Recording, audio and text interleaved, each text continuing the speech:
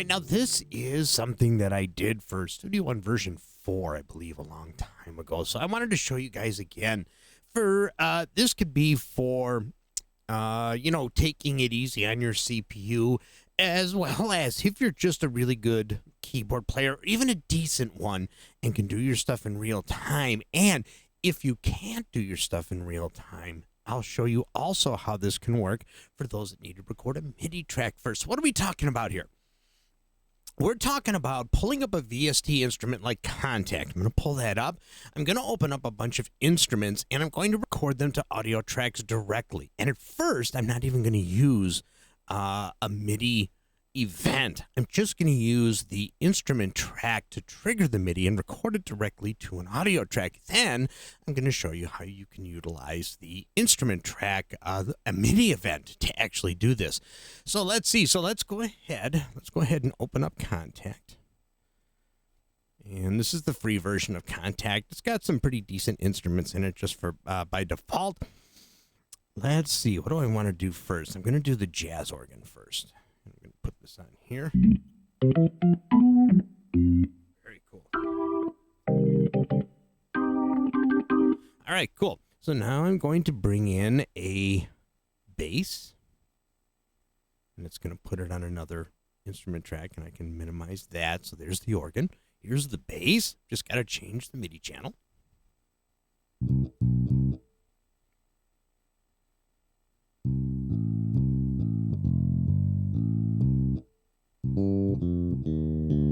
Okay, perfect. And let's see, what else am I going to do? I think I'll do an electric piano track as well. And I'm going to minimize the bass. And I'm going to change this to number 3. Now, I am going to do a drum track, but I'll do that last. And you have to do the drum tracks. You have to turn down the volume for the drum tracks if you're triggering it through MIDI. And you have other instruments loaded, at least on the free version. Don't know why it does that, but doesn't matter. So here is the piano track.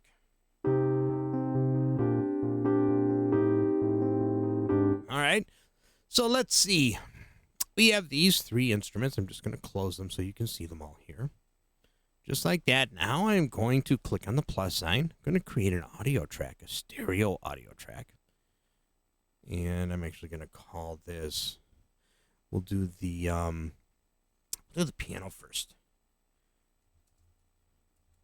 E-piano. There we go. So here's the first one. So now I want to be able to record on this audio track through Studio One. So I don't want to record on the MIDI track right now, so I'm just going to monitor it. And I'm going to go to here, and I'm going to go to the inputs.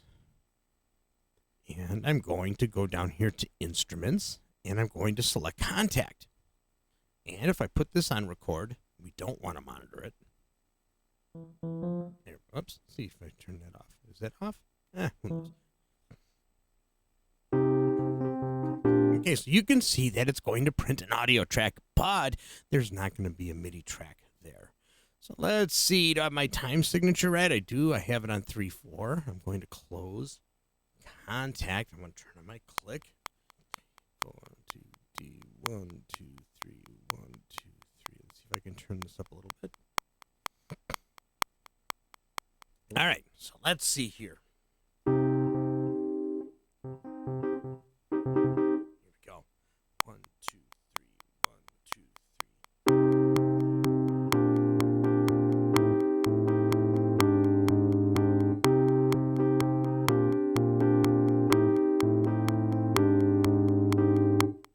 Okay, there's the audio track to the click. Okay, so now what I'm going to do is I'm going to change this to MIDI channel 2 for the bass. Now I'm going to click on the plus sign, and I'm going to create another audio track. I'm going to call this bass. I'm going to go to my inputs. I'm going to go to instruments, and I'm going to have this one also coming from Contact. Turn that one off and turn this one on.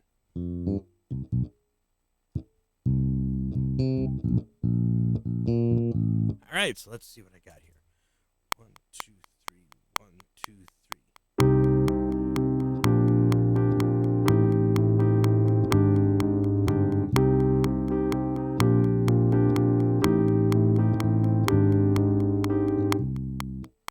Beautiful. And now we should have that. Oh,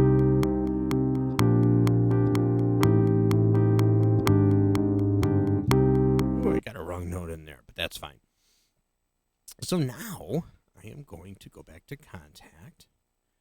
And let's see. The next thing we have is the organ. So now that's going to be on 1. I'm going to shut that off.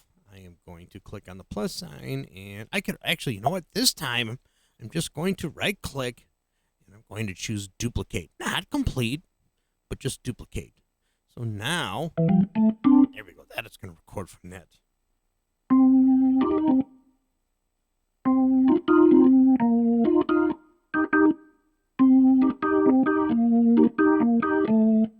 All right, so let me see if I can do this. Let's see.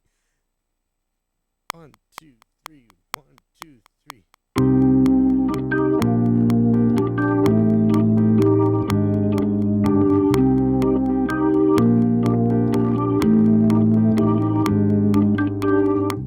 There we go. So now I'm going to actually turn these down a little bit. I'm going to give them a little bit of, let's see, going to give them a little bit of a pan for this one. And for the organ, I forgot to label the organ. There we go. 3, 1, 2, 3.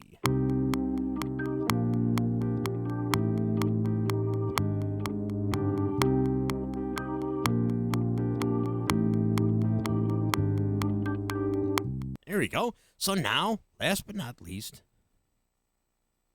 I'm going to do this with the drums. Only I'm going to do something a little bit different with the drums. I'm going to go ahead and go into contact. And I'm going to go here. Oops, that's not what I want. There we go. And let's see, pop kit. There we go. And that's going to be input number 4. So if I go here and I go to 4, now, there we go. So now what I'm going to do with this one is I'm going to actually record an instrument track just so I can fix it if I need to. So let's see. All right, let's see. I don't know what this is going to sound like, but we'll see. 2, 3. 1, 2, 3.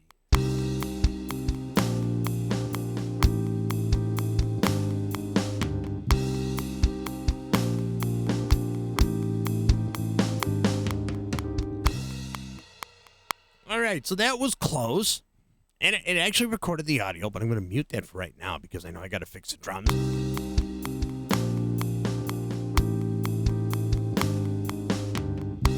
Okay, so now I can double-click on the drums. I can highlight in here, do a Control-All, and hit a Q, and now all of the drums are quantizing. I was really behind.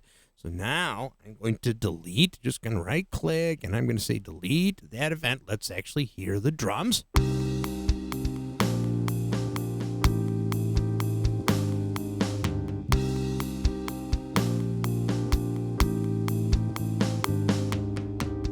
Okay, there was one kick. There we go. That's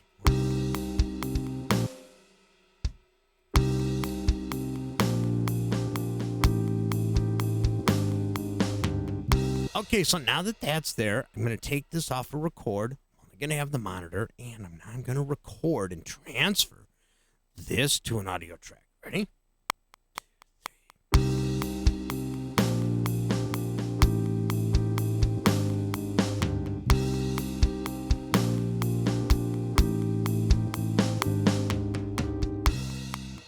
Beautiful. So now where did my organ go? Oh, did I have that?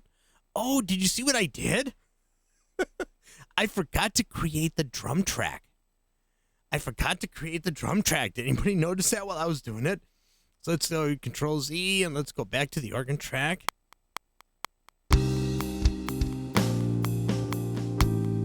Oh, yeah. See what I did there? There it is. But see, now I lost my drum track. All right, hold on. I'm going to do something here. So I should have these two. Okay, so let's see if this is still working. It is. So now, yeah, you see what I forgot to do? I'm going to go ahead and I'm going to duplicate track just like this. So now this is going to record. All right, I'm going to do this one more time. See what happens here. Oops, gotta go back. There we go. 1, 2, 3. 1, 2, 3.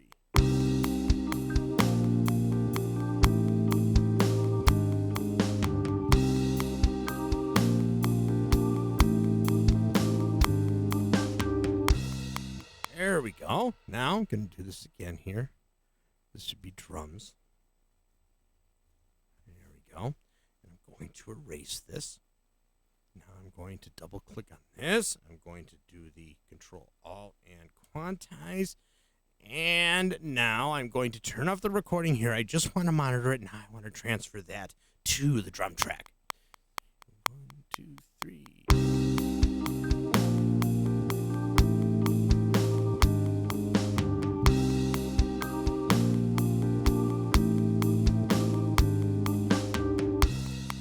There we go. Perfect. So now, once I have all of my tracks recorded and quantized, or if I wanted to quantize, I didn't quantize these 3, but now I can go here, I can right-click, I can say remove track and instrument, and now I'm going to be saving a whole bunch of CPU, and with just one single instance of contact with a couple of instruments loaded up. What did I do with this one? Oh, yeah, that's right. That one, I had that panned because I duplicated the track. There we go.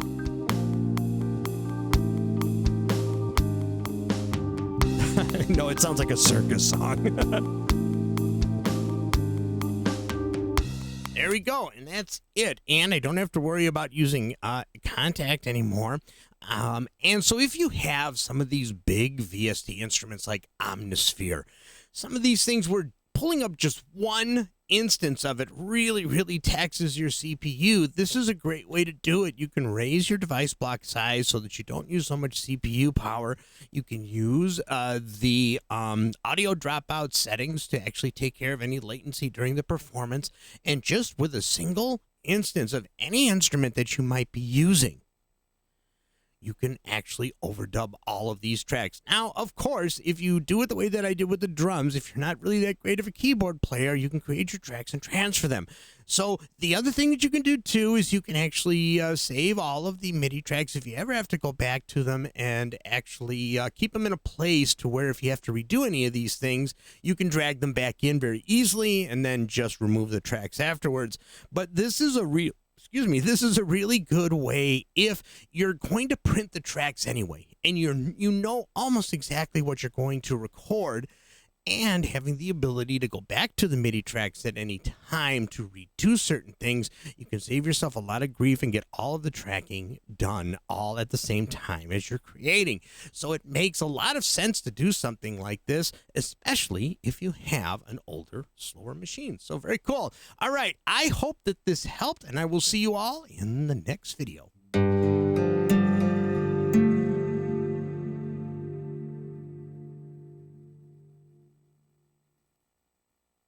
Become a member and support Home Studio Trainer live streams and videos today. Click the join button at the bottom of every live stream or video. You'll find it right next to the subscribe button.